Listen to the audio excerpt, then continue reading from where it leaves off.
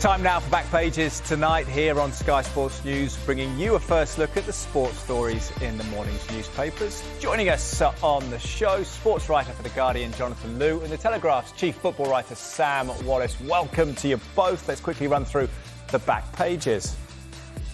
Well, the Times lead with Manchester City. Their hearing on the 115 charges starts Monday, and they also carry Mikel Arteta's new £30 million contract. Guardian lead with Arsenal's new contract for the manager. Arteta sets sights on, quote, much more at Arsenal. Also have the quote from Erik Ten Hag. He's far away in Saudi. Ten Hag brushing off Ronaldo's attack over lack of ambition. Another story will focus on Louise Taylor on Newcastle. Unsteady Eddie Howe. Happy for now, but tensions remain at Newcastle. Rhyming headline there. Suddenly, with the headline, Guns and Rises. Arteta lands new £30 million deal. Now he eyes a Prem title glory. And ahead of his funeral on Friday, poignant image of Sven-Göran Eriksson in Sam's paper, the front page of the Telegraph sports section. Sven's final message: life is always, always to be celebrated.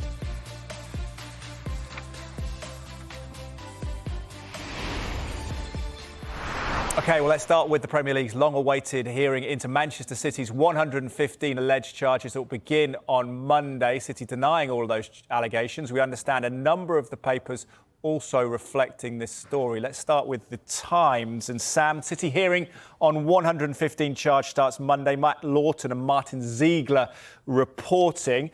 How important is it to find resolution here for English football?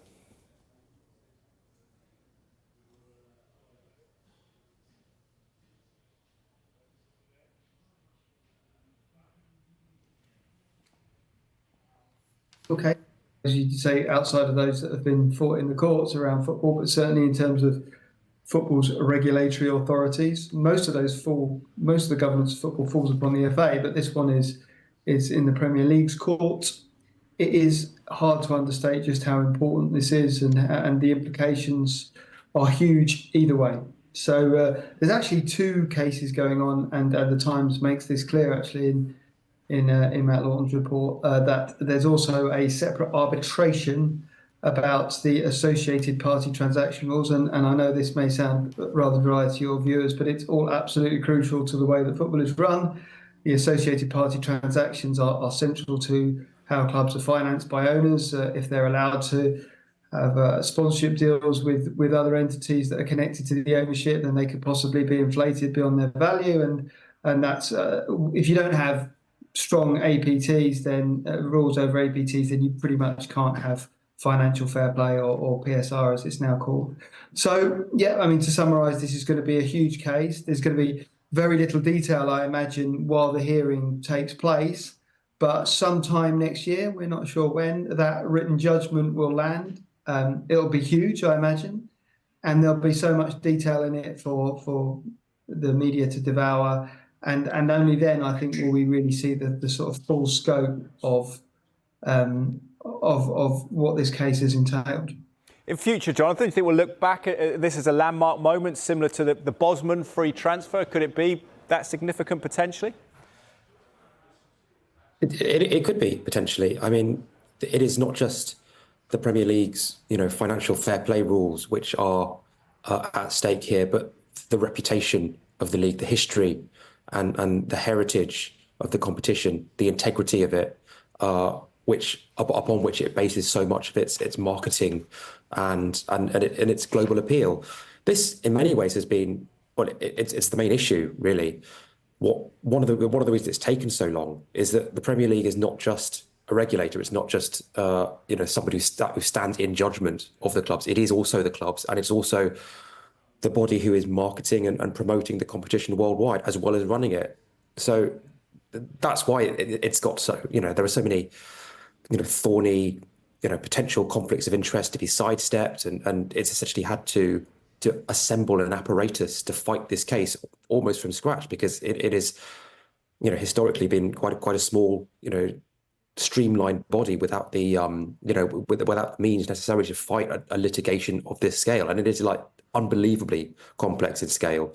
So I think when we look back at this, we're going to wonder how it got to a point where the Premier League has basically had to fight a case of this magnitude in a competition which it is also running and promoting and marketing, and how safeguards and institutional measures can be put in place that we don't get into a situation like this again.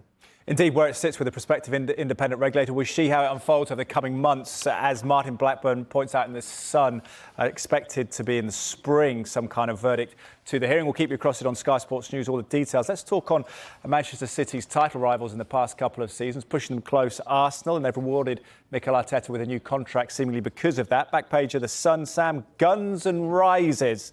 Arteta lands a new £30 million deal. Now he eyes Prem title glory. How important is the timing, do you feel, ahead of a big run of games?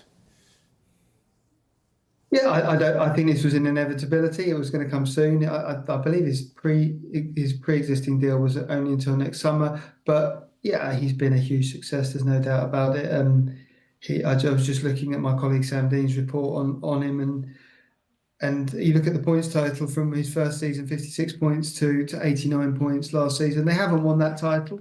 They've been very close. But the very fact that they're contenders now, that they have such a recognisable style, they have a good recruitment. Obviously, that's not just Arteta. But I think he's clearly a very, very talented manager. There's not many of them around. I mean, there's lots of people that want to manage the top clubs, but we've seen that with other members of the Big Six who've had to change managers. It's hard to find someone who fits as well and has that energy to do this job, which is very well paid, as we can see from that back page, but totally exhausting. I mean, it's non-stop. It's a real executive role in many different respects. So when you find someone who's good at it, you hang on to them, and the rewards for the top managers now are huge. Yeah, Magnetic North is the headline in the Mirror. Jonathan Mikel so proud to stay in Gunner's hot seat until 2027. I was going to ask you if he was a prototype for the young head coaches, but of course, I suppose he's become a throwback in the sense his role has changed to manager. When he had this job appointment nearly 5 years ago, would you have imagined him to be this safe and this secure in the job? Simple answer, no, absolutely not. I mean, you could. Oh, sorry, that sound. No, for you, Jonathan. Yep. Anyway, basically, you could go back not even 5 years. You could go back 3 or 4 years, like the 2020, 2021, the nightmare start to that season, when it was not only speculated, it was basically assumed that Arteta was going to get the sack at some point. Arsenal, before he arrived, was a club, seemingly in perpetual turmoil, almost in a state of civil war. And it's not just the achievement of getting them back into the Champions League and improving the quality and the style of football, but almost kind of generating that kind of stability. He's been there for 5 years. This contract would take him to 8 years, which 8 years at Arsenal if he sees it out, which kind of puts him in the kind of the Guardiola, Klopp longevity stakes. Obviously, he's not won a big trophy to kind of justify that yet, but I think it's the biggest statement from the club that they see Arteta as the guy who's not just a long-term coach, but he's the guy to build them a dynasty. He's the guy who's basically building a generational team, and that's the kind of the statement that they're making with this move. Indeed, he's the 5th longest serving manager in English football, Sam. Unlikely probably to surpass Simon Weaver at Harrogate, who's got 15 years and won tonight against Doncaster. What about the front page of the Guardian Sports Supplement, though? Arteta sets sights on much more at Arsenal. Edu has also talked about this. He referenced new heights. If he is to stay till 2027, does he now need to win a trophy? And do you think maybe, the Champions League more realistic than the Premier League as things stand? Well, he has won a trophy. He's won the FA Cup. But I mean, that is the requirement of all these top managers. Unfortunately, there's only one Premier League that you can win every year, and at the moment, it seems to be pretty much only one manager that wins it. And I think that is basically the challenge. City have been so powerful and so good under Guardiola, notwithstanding these charges that we've discussed earlier. But how long does Guardiola stay? I mean, that's another big question. And clearly, Arteta, having worked there and having set up a team not only that plays rather similar to Manchester City, but has a lot of players that have played at Manchester City as well. I presume that there was a feeling at Arsenal that maybe he would be a successor that Manchester City would certainly look at when Guardiola finally calls it a day. I think a lot of those top clubs are praying for that day when Guardiola goes and City have to cast around for the next man. But one of the things that I think most clubs would seek, and which Arteta has given Arsenal, is they're a very recognisable style of play. And once you have that, once you have a way of playing that's effective, just as Manchester City do, and all the great sides have over the years, it's much easier to recruit players, it's much easier to retain players, and everything kind of falls into place a lot easier. And it feels like a simple thing, but it's quite hard to do, and he's achieved that. Indeed, it feels like a feel-good story, Jonathan. Do you think that's significant ahead of Tottenham at the weekend with injury concerns around Odegaard, Calafiori, the suspension of Declan Rice, and then Manchester City on the 22nd of September? Could this be a defining couple of weeks in terms of this season for Arteta and Arsenal? Yeah, I think the timing is not, it's not a coincidence. We've seen in the past where players have signed new contracts or extended contracts that those announcements have been quite meticulously managed. And the fact that it's North London Derby week, the fact that they do have a big couple of weeks coming up, obviously the Champions League starts soon. And, until this got sorted, Arteta was going to get asked about it every week. That's just the nature of the industry. That's just the nature of the job that he's in. And, he might not have wanted to answer it, but now he doesn't have to. And I think that is... That's just one minor question mark that's been taken off, and I guess the club can now basically focus on what is an incredibly important period for them. Yeah, great game against Spurs coming up live on Sky Sports. Should mention that. Let's talk Ashley Cole now, Sam. David Ornstein breaking this in The Athletic. Ashley Cole set to leave Birmingham City and join the Football Association on a full-time basis. What can we read into this? I'm sure a few people are already. Yeah, very interesting, I thought. Apparently it's a one-year deal, and he sees that out. Whoever becomes the next England manager, we're currently in the midst of the longest interim period in the history of the national team. Lee Carsley certainly looks like he's going to be in charge for all the games this year, which will be another 4 Nations League games. Him and Cole are very close. They worked together for 3 years with the other clubs. They won that European Championship last summer, which was one of the big sort of junior trophy missing from the men's teams for the FA. So it does feel like it's pointing in that direction. I mean, we've had a story this week in the Telegraph that other candidates are being sounded out. So there's no certainty there. But the fact that Ashley Cole, who's really thrown himself into coaching since he quit as a player in 2019, the fact that he's left a full-time, day-to-day, 2 games a week, kind of hectic championship assistant job to do this suggests that he sees at least some kind of future at the FA. And given that Carsley is a very close associate of his, they've worked together, it's natural that one would assume that perhaps that's the way it's headed. Just a thought on Ashley Cole. Jonathan, what have you made of his career trajectory since leaving his playing days? He supported the high-profile jump into management early Frank Lampard and Wayne Rooney. Could he develop into a potential future manager himself in this, I suppose, pioneering sort of background role? Yeah, I mean, I guess it depends, what he wants long term. I mean, people do speak quite highly of his coaching ability. Actually, I mean, I don't know if you saw the video that went last week of him presenting Morgan Gibbs-White, I think it was, with his cap, and the speech he made to the players. The choice of words and the kind of the emotion and the way he was able to kind of pitch that message, and you could see that the players listened to him. The players clearly had a deep respect for him. Partly because of what he's achieved, I guess, his record as a player. And, that's something that Lee Carsley, for all his coaching ability, he's not going to be able to hit those notes because he doesn't have the career that Ashley Cole has. Being a great player, an England legend doesn't make you a great England coach in its own right. But if it does, if it gets your message heard a little bit more easily, then that is something that can augment whatever coaching ability he already has.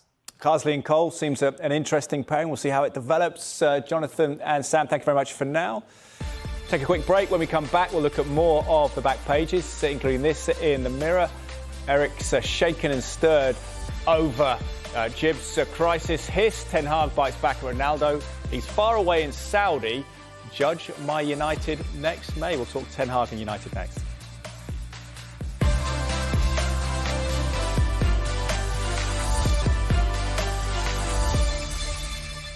Welcome back. You are watching Backpages tonight. It's welcome back to the Guardian sports writer Jonathan Liew and Telegraph's chief football writer Sam Wallace. Let's go to the Mirror, Jonathan. Crisis hiss. Ten Hag bites back at Ronaldo. He's far away in Saudi. Judge my United next May. What have you made of the latest spat between Erik Ten Hag and Cristiano Ronaldo? Who's winning this one? Yeah, I guess it is inevitable that these things are going to be framed in these terms. You know, Cristiano Ronaldo says something on a podcast. He slams Ten Hag. Ten Hag, is obviously asked about it. He responds. He gives a kind of fairly measured answer. Ten Hag bites back. He snaps back. And yeah, I mean, obviously, I think this is a reminder to Ten Hag, if nobody else, that of why he got rid of Ronaldo in the first place. This constant noise around him, and Ronaldo, for all he was a fantastic player in his prime, he's not a great pundit. This is a guy who still thinks he's the best free kick taker in world football. So when it comes to footballing judgment, I think we can reserve some of our own there. It's one of those where I think he's obviously going to get. It's part of the job where ex-United players in the media have almost a kind of disproportionate platform to make life difficult for, and Ten Hag's predecessors found this as well, that there is a plethora of ex-players in the media, just, maybe not seeking to make trouble, but because of the prominence they have and because of what they achieve, they will always have something to say to Ten Hag, and the manager's just got to deal with that. And he's probably just got to hope that this goes away soon. I think it's probably what he is hoping indeed. It probably won't though, Sam, will it? Erik Ten Hag, no crisis, top back of the back page of the Sun Sport. In terms of Ten Hag, 2 defeats on the spin. How fragile or not is his position at the moment heading into this Southampton game? I know we say it every week. Yeah, I think it's fragile. I mean, two defeats, as you say. They should beat Southampton, but they're away from home, and Southampton have got to win a game as well. So it's not an easy one. But when you've lost 2 in a row, and you mentioned United, none of them are really. I mean, I've thought this all along. I thought the summer was just a kind of bizarre sequence of events. Really, I'm pretty sure that Ten Hag was on his way out at some point, and there was no alternative that the ownership could decide upon or were happy with. And I understand that. They maybe feel that if they're really, if they're going to sack their manager and all the costs that involves, part of their PSR calculation, compensation to sacked managers, then they want to be right about the successor. So he goes on. He has started seasons poorly before. Certainly his first season, he started very poorly. And things improved a little bit after that. But I agree with Jonathan on the ex-players. They're just everywhere, Manchester United ex-players. There's so many famous former Manchester United players. It was the same for Liverpool for many years as well. Gerard Houllier used to tot up the amount of former Liverpool players working in the media and would mention the figure often. It escapes me, but it was a lot. And that is the legacy of working for a club that was very, very successful at one point and now no longer is to the same extent. And there's not much you can do, really. You've obviously, these guys have very, very powerful voices. They're very, very popular with fans. And it's not really worth getting involved in a fight with them. No, very different clash of expectations, isn't there? Ten Hag trying to talk them down. The ex-players very much expecting United to be where they were. We'll see if they start making inroads back there against Southampton. Let's talk about Eddie Howe, a piece by Louise Taylor in the inside pages of your paper, Jonathan, the Guardian. Newcastle's solid start belies Howe's uneasy truce with hierarchy. It seems a little bit precarious, doesn't it, at Newcastle? What do you make of this piece and the situation there? Yeah, it does. Really, really good, really kind of well researched piece by Louise. And I think this, I guess the crux of this is the failed pursuit of Mark Gay during the transfer window, where there were kind of briefings from, I guess, what you call the Paul Mitchell camp, the sporting director camp, and from the Howe camp about, potentially Howe's intransigence in wanting, one target, and Howe's kind of annoyance that they actually couldn't get the deal over the line. Interestingly, like Paul Mitchell, I think it was last week, he did a sit down with a few of the media outlets. He did a 90-minute on off the record briefing, and I think that's quite interesting, because not only because sporting directors don't necessarily talk to that extent, but clearly that it means that he has the license from the club to be, that kind of proactive and forthright with his communication. And I think it kind of shows where the balance of power lies at Newcastle. Eddie Howe claims, not to know that much about Saudi politics or the Saudi regime, but he will surely know that when they want to give someone the chop, they're not necessarily too squeamish about doing it. OK, we'll keep across the situation at Newcastle. Let's end on a sombre note, but a pretty poignant one as well. Sven-Göran Eriksson's funeral coming up on Friday, and this is Sam, the Telegraph Sports Supplement front page. Sven's final message: life is always to be celebrated. This is an incredible, poignant piece, isn't it, from Sven in his dying days? Yes, it's very moving, I have to say. He's collaborated with my colleague John Percy on it. It's a lovely read, and it was published posthumously and with the permission of his family. And it just talks very simply about his life and the things in football that went well and what didn't. He tells that lovely story about being sacked by Manchester City and on a pre-season tour, and responding by buying a couple of bottles of champagne at the bar and having a drink by the pool with Didi Hamann, which is I guess it exemplifies his approach to life. He always took the best of it and appreciated what he had. And actually, looking back at his record, it was pretty good. As a club manager pre-England, he won stuff, and he won trophies with Lazio. He got to finals with Gothenburg and won trophies, and with Benfica as well. He had a really good career, and as England manager, we will always remember him as not quite getting there, but he was a nice man, and he's very fondly remembered. And I would recommend this piece. It's just a really nice sort of treatise on accepting the best in life and living with the rest.